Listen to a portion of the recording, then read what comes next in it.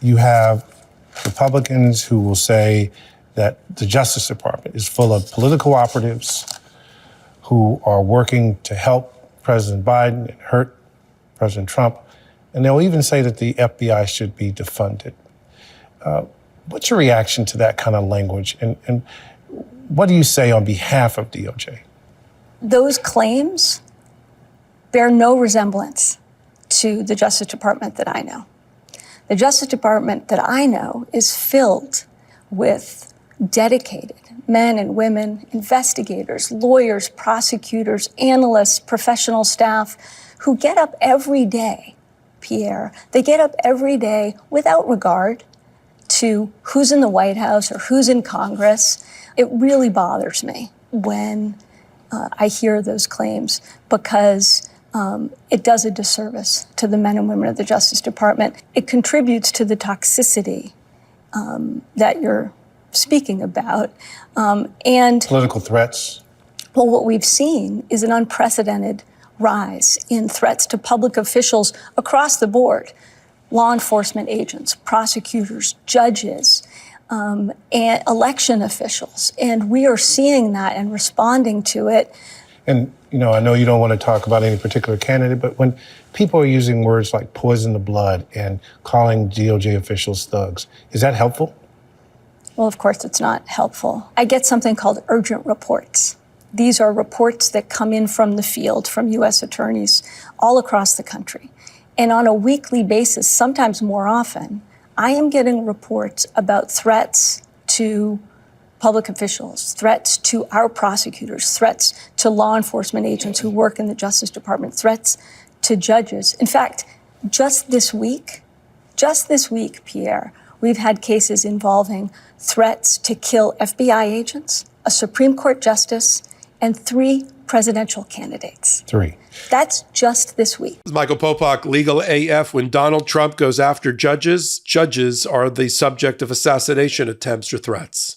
Same thing for FBI agents, same thing for prosecutors and their families.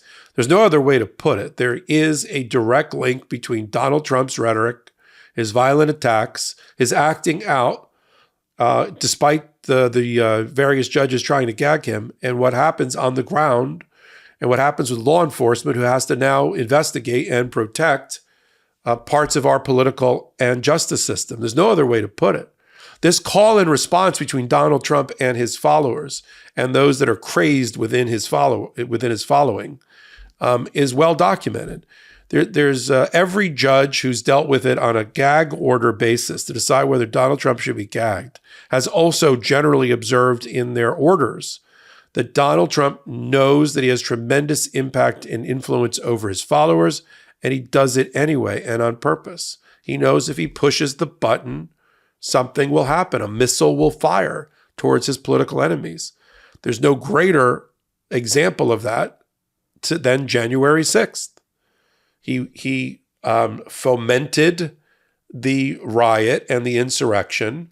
He wound up that crowd of MAGA, and he weaponized them, or knew that they had actual weapons, and he pointed that loaded weapon directly at the Capitol and at his political opponents and at elected officials, and then ran away and acted like, well, it's like the child who accidentally sets fire to something in his home. Oh, I didn't do that. I didn't light that match. I didn't use that kerosene. I didn't use that kindling wood. Well, that's exactly what he did. And judges, all the way up to the appellate level, have recognized that Donald Trump engaged in insurrection and rebellion. We've got 2 federal judges, Beryl Howell and Judge Carter in California, who have said already that Donald Trump, it's more likely that he committed a crime related to Mar-a-Lago and related to January 6th and the pressure campaign on Mike Pence to try to avoid the peaceful transfer of power. That was months ago. That was a year ago when those decisions were made. Then the 91 indictments around the country, 91 felony counts against Donald Trump in 3 separate indictments. We already know that has happened. The civil fraud case that's going on in New York, right? All the cases that have judged Donald Trump to be a rapist and somebody who defames other people. And his response to all of this has been to attack his enemies, what he perceives as his enemies: judges, jurors, grand jurors, special grand jurors, FBI agents, and the like. And what they've written, all of these judges, in observing this conduct and this behavior, is that Donald Trump knows exactly what he's doing, and he knows that violent rhetoric turns into violent action in the hands of his followers. And so now the Department of Justice has to clean up behind the elephant, along with the FBI, investigate, arrest, indict, protect all of these people. I mean, it is a mind-boggling statistic that we just heard, that what the Department of Justice and the FBI basically call sort of a week, 1 week, presidential candidates, Supreme Court justices, state Supreme Court justices, are all, and judges are all the subject of assassination threats. And we have the Department of Justice and the FBI doing a full court press in order to avoid a tragedy. You know, we went through a period in American society, American history, during the 60s, where civil rights leaders, presidents, and presidential candidates were all assassinated. We forget that, you know. In the 80s, we had, you know, the Pope. Somebody took a shot at the Pope. Somebody took a shot at Ronald Reagan. In the 60s, we lost a series of leaders and presidential candidates. Medgar Evers, Martin Luther King, Robert Kennedy, President Kennedy, and the list goes on. We could do a whole podcast, a week-long podcast about people that were assassinated in the United States on domestic soil by other Americans.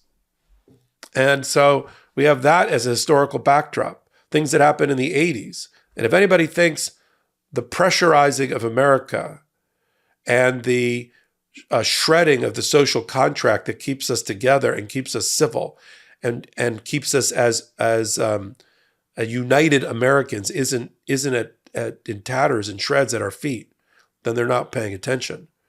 Does anybody think that the 80s were worse for putting people at each other's throats than they are now?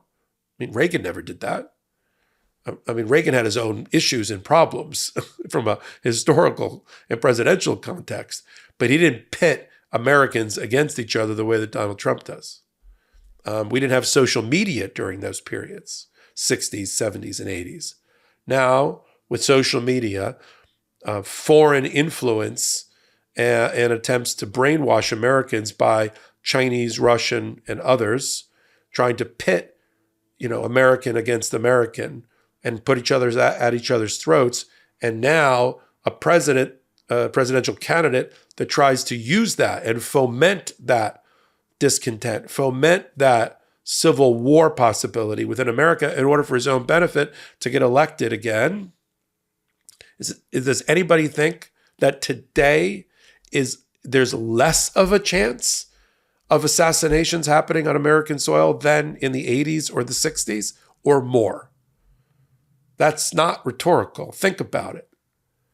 And I would posit, and as just outlined by Lisa Monaco, that we live in a treacherous and dangerous time, especially when one of the two presidential candidates is trying to use that to his political advantage. And what are the real world consequences? We've only heard about week one. 1 week in the life of an FBI agent or the Department of Justice trying to protect judges, presidential candidates, U.S. Supreme Court justices. We have to think this goes on a daily basis, on a yearly basis, with dozens and dozens and dozens of assassination attempts and assassination threats. We know it. We know that every judge that's been adjudicating something related to Donald Trump has received some sort of death threat, except for a couple of rare exceptions. Judge Chutkan, D.C., Circuit Court judge presiding over the trial in March against Donald Trump brought by the special counsel, death threats delivered to her chambers. Judge Engoron, the judge up in the civil fraud case brought by the New York Attorney General against Donald Trump, he has, his wife has, staff has, all received death threats. Thousands of them, not one isolated. Same thing with the New York Attorney General. Same thing with Fani Willis, the district attorney for Fulton County, Georgia. She wears, and her staff wear, bulletproof vests. Judge Chutkin is taken to or from her chambers with armed federal marshals, which didn't happen before. Same thing for Fani Willis's staff. They're armed. They're wearing bulletproof vests, and the sheriff's department helps them get to and from doing their job.